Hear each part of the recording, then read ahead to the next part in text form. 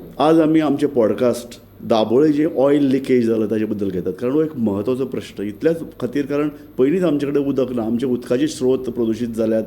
इतलेंच न्हय, सेफ्टीचो प्रश्न आसा. फक्त दाबोळी हांगाच लिकेज आसा ती उरूं ती आतां बिट्स पिलांनी कडल्यान फुडें आनीक फुडें फुडें वचून ती सांखवाळ मेरेन पावल्या. दुसऱ्या अर्दान सबंद टँक्स, एअरपोर्ट आसा, आमचे बंदर आसा. म्हणजे वास्को शहर हें आमी सदांच टायम बाउंड असो एक बॉम्बस्फोट जावपाचें, एक टिकींग हो बॉम्ब सामको सदांच भगभगता अशें आमी म्हणटात. सो अशे तरेन जर एक कीट जर पडली जाल्यार सबंद वास्को शार ना जावंक शकता. आनी अशे तरेची भिरांत कांय वर्सां पयलीं निर्माण जाल्ली. ह्याच हायवेचेर, एअरपोर्ट हायवेचेर कांय तेंप पयलीं एक शॉवेल वतालें, ताणें ती पायपलायन फोडिल्ली.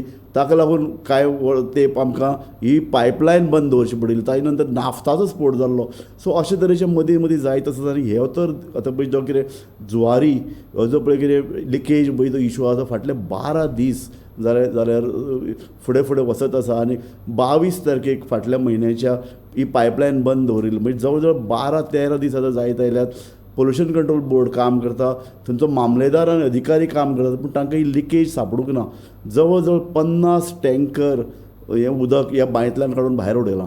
हाजो अर्थ कितें की खंय तरी ही लिकेज अजुनूय जायत आसा. आनी ही सरकाराक, वेगवेगळे ताच्या संस्थाक, आमचे पळय जी कितें डिजास्टर मॅनेजमेंट जे पळय कितें पंगड आसा तांकां कोणाकच ही लिकेज सोदून काडप शक्य जावंक ना. ही एक भिरांकूळ गजाल आनी हुस्क्याची गजाल. माटव्या दाबोळी हांगच्यान ही लिकेज पयलीं सुरवात जाली. थंयचो जो पळय पंच सदस्य आहा ताणें पुलीस स्टेशनाचेर कागाळ केली, तेन्नाच अधिकाऱ्यांक जाग आयली. म्हाका अजाप दिसता की इतल्यो कंपन्यो पळय, हातूंत भितर जुवारी एग्रो कंपनी हातूंत सामील आसा, हातूंत भितर इंडियन ऑयल सामील आहा, इतल्याच न्हय तर तातूंत भितर एक जर्मन कंपनी सामील आशिल्ली. अजून ती आसा काय आमकां कळपाक मार्ग ना. पूण ह्यो 3 म्हत्वाच्यो कंपनी, एक विदेशी कंपनी जर सामील आहा जाल्यार येदो व्हडलो टँकींग थंय इशू. टँक जेन्ना अशें तरेचें पेट्रोल सप्लाय जातलें तेन्ना जुवारी चलतली, तेन्ना आमच्या वेगवेगळ्या कंपन्यांक पेट्रोल मेळपाक शकतलें. अशा परिस्थितीन भितर जेन्ना कागाळ जाता ताजी इमिजिएटली तक्रारीची दखल घेवन ताजे संदर्भांत आमकां सोद करपाक कित्याक आमकां कुस्तार जाता, कित्याक आमकां इतले दीस लागता हाचें म्हाका कळना. जेन्ना अशे तरेचे पायपलायनीन सबंद वास्को शार वेडला, आमचे दाबोळी वेडला, तेन्ना त्या संदर्भांत लिकेज जाली जाल्यार ताबडतोब ते सोदून काडून ती लिकेज बंद करप, सेफ्टीचे नदरेन उपाय घेवप, हाचे संदर्भांत कितें तरी डिजास्टर मॅनेजमेंटाचो एक प्लॅन आसपाक जाय आशिल्लो. आनी हांवें आयकलां त्या प्रमाणे डिजास्टर मॅनेजमेंटाचो व्हडलो प्लॅन वास्को आनी दाबोळी शारा भितर आहा. मागीर तो खंय गेलो प्लॅन? तांकां इमिजिएटली एक्शन घेवपाक कित्याक कळावं लागता? सरकार अजुनूय कशें न्हिदलां? आनी आमची प्रसार माध्यमांय बी, हांव तें म्हणटा की ज्या पद्दतीन ह्या संदर्भांत जनजागृती जावपाक ती जायना. कारण हो एक गंभीर प्रश्न लक्षांत घेयात. वास्को शाराचें अस्तित्व, दाबोळी शाराचें अस्तित्व, दाबोळी आमकां एअरपोर्ट आसा, आमची रेल्वे हेडक्वॉर्टर्स थंय, आमचे बंदर आसा, आनी एकूण इंडस्ट्रियल एक हब, येदे व्हडल्यो इंडस्ट्रीज थंय आहात. म्हणजे वास्को शारा संदर्भांत आमच्या सरकारान इल्लें चड संवेदनशील, चड जागरूक आसपाची गरज आशिल्ली. आनी ही जागृताय आमकां दिसती पडना. लक्षांत घेयात, ही जी पळय कितें पायपलायन आहा ती 14 किलोमिटर आसा. आनी जेन्ना 12 दीस पयलीं हें कळ्ळें की लिकेज जाता, तेन्ना ही पायपलायन बंद दवरिल्ली. मुरमुगांव पोर्ट ट्रस्टांतल्यान ही 14 किलोमिटरची पायपलायन दाबोळी मेरेन येता. थंयच्यान हें पेट्रोल त्या टाकयांनी भरतात. सो ही पायपलायन बंद दवरिल्ल्यान खरें म्हळ्यार ह्या संदर्भांत इमिजिएटली इन्क्वायरी जावपाक जाय आशिल्ली, इन्क्वायरी चवकशी जावपाक जाय की खंय लिकेज आसा. पूण बंद दवरतकीर फुडें कितें जालें म्हणटा आमकां कळपाक मार्ग ना. आमी जेन्ना तज्ञां कडेन ह्या संदर्भांत उलयले, तांचे कडल्यान आमकां म्हायती मेळटी अशी की ती एक पिग्मी नांवाची एक वेवस्था, ती वेवस्था पायपलायन जेन्ना सुट्टात, म्हणजे दर्यांतल्यान टँकरांतल्यान जेन्ना ह्या पायपान जेन्ना पळय पेट्रोलियम पदार्थ येता, तेन्ना ताजे फाटल्यान एक पिग्मी सिस्टम बरयतात. ही पिग्मी सिस्टम, ती पिग्मी नांव कित्याक दिलां, ती खंय दुकरा भशेन तिचो आकार आसता. ही फाटल्यान बसयल्ल्यान ती हे पेट्रोल धुकलत वता. आनी ताका लागून सबंद जेन्ना पेट्रोल टँकार भितर जेन्ना पळय भरतात तेन्ना ते पिग्मीचें काम सोंपता. हाजो अर्थ असो की पेट्रोल ह्या टाकयेर भितर इल्लें पेट्रोल उरचें ना. हाजी वेवस्था किंवा हाजी तजवीज ही पेट्रोलियम, ही जी पळय पिग्मी वेवस्था ती करता. ही जर वेवस्था जर लागू जर आसत, चालू जर आसत, जाल्यार मागीर ह्या टाकयेन भितर पेट्रोल उरप, शिल्लक उरप आनी ताजी गळटी जावप हें शक्य ना. म्हणटकीर हाजो अर्थ कितें की ही पिगमी वेवस्था वेवस्थीत चालू आशिल्ली काय कितें, ही 14 किलोमिटरची पायपलायन हाजी तपासणी जाताली काय कितें, ह्या पायपलायनींतल्यान जेन्ना ह्या टँकांनी जेन्ना पेट्रोल येता ह्या टँकांतल्यान कितें गळटी जाता काय कितें, ह्या संदर्भांतल्यान उपाय घेवपाची गरज आशिल्ली. फकत इतलेंच न्हय, आमचे तज्ञ जे आमी तांचे कडेन उलयले तेन्ना ते म्हणटात की हो सबंद जो पळय वाठार आसा वास्को सिटी, ताजे नंतर दाबोळी, ताजे नंतर फुडें जुवारी नगर, ह्या सबंद एरियान जे पळय कितें वेगवेगळे टँकार तुमी लक्षांत घेयात एविएशन टर्मायन हे सगळे सबंद एअरपोर्टाक लागता. दुसऱ्या अर्दान बंदरान स्टोर करून दवरपी व्हडले व्हडले कंपन्यांचे व्हडले व्हडले टँकर, ताजे फुडें जुवारीक ज्यो ज्यो कितें फॅक्टरीज आहात तांचे स्वताचे टँकर.